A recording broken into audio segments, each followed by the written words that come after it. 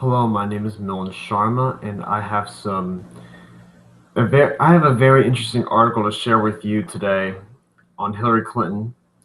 And as you have known, Hillary Clinton's foreign policy is neoconservative, it's militaristic, and it's interventionist. She voted for the Iraq War. She voted for the reauthorization of the Iraq War. She voted or not voted. She planned the Libyan overthrow of Muammar Gaddafi, which created vacuum for ISIS to flourish. She also favored the coup in Honduras in the 1990s. So this study that I found according to The Hill, states exactly what I mean. So I'll show that to you right now.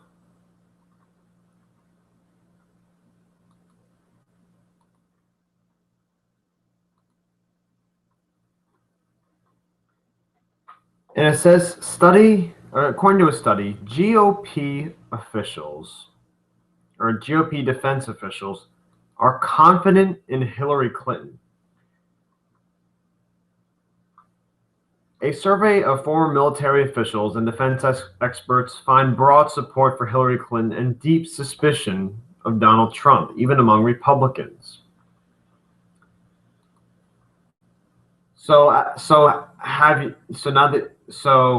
Excuse me.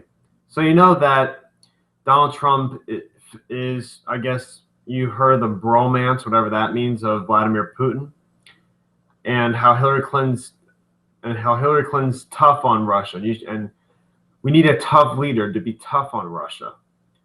But the problem is, what she wants to implement is a no-fly zone. What is a no-fly zone, you may ask? A no-fly zone is, or what it would require is between 2,000 to 3,000 troops, and it would shoot down any plane that would fly between the zone, the no-fly zone.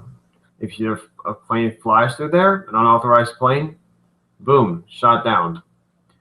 And the only people that are mainly in the Middle East right now is Russia and the United States. But mainly, there are other countries, but mainly the United States and Russia are the biggest impact.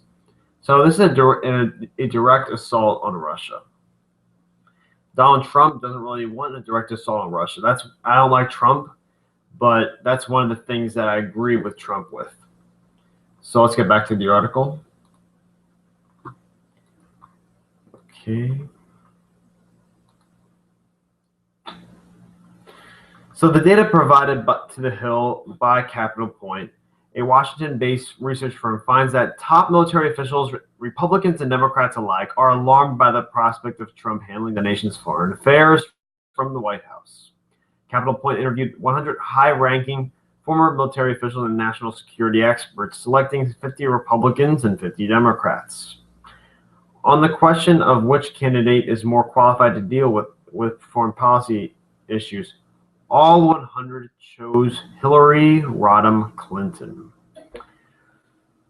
Even though her foreign policy judgments have failed, like the Iraq War, like the Honduras coup, and like the Libyan overthrow of Muammar Gaddafi. Trump shows ignorance by threatening to destroy 7 decades of alliances, one Republican said.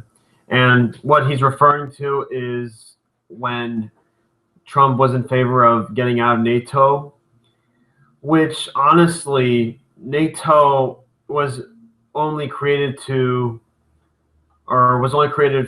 the Cold War to create an alliance with other countries against the Soviet Union. So there really is no point for NATO at this moment.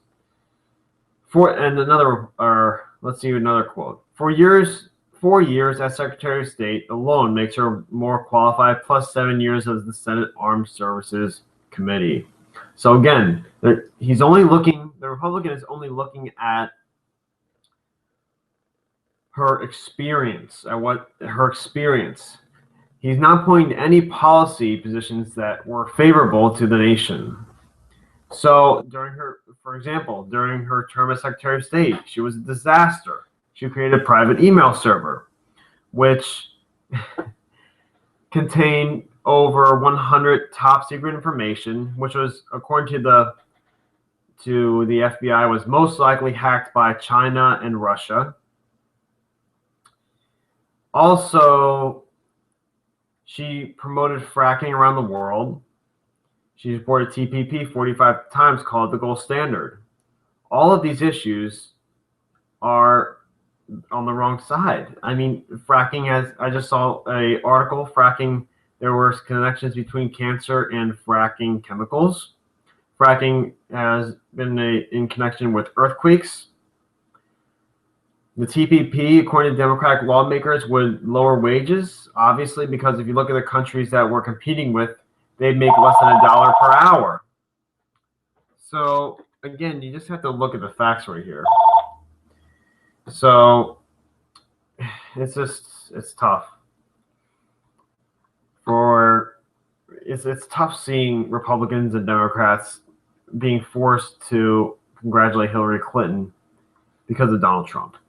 So next, many Republicans interviewed for the survey, they were allowed to comment anonymously to encourage candor, express concern with the Democratic nominee's judgment, obviously, like I've stated, and record in some areas of the world. But all said she would be a far better commander-in-chief than Donald Trump. So you can look at this. You can look at this article if you want on your own. You can look at the rest of it. I encourage you to look at the rest of the article. It's very interesting. And that's about it for me. If you want to follow me on Twitter, the link is below. And this link to this article, like I said earlier, is below as well. Subscribe to my channel if you want to watch more videos like these.